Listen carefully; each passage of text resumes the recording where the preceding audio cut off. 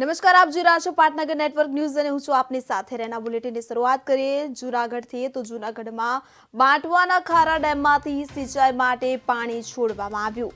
ડેમમાંથી સિંચાઈ માટે પાણી છોડવામાં આવતા રવિ પાકોને ફાયદો થશે.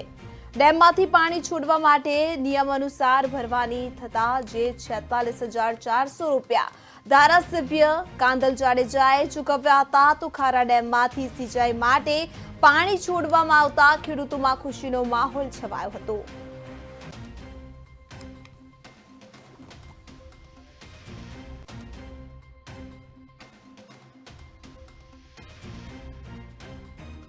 નદીમાં પાણી છોડીને સિંચાઈ માટેની માંગણીઓ આવતા સરકારશ્રીમાંથી પાણી છોડવાની સિંચાઈ માટે નદીમાં મંજૂરી મળતા માનનીય ધારાસભ્ય શ્રી કુતિયાણા કાંદલભાઈ જાડેજા દ્વારા માણાવદર તથા કુતિયાળા તાલુકાના ગામડાઓ અને ખેડૂતો વતી 20 MCFની મંજૂરી મળતા સરકારશ્રીના નિયમો અનુસાર રૂપિયા 46,400 ભરી આપવામાં આવેલ છે.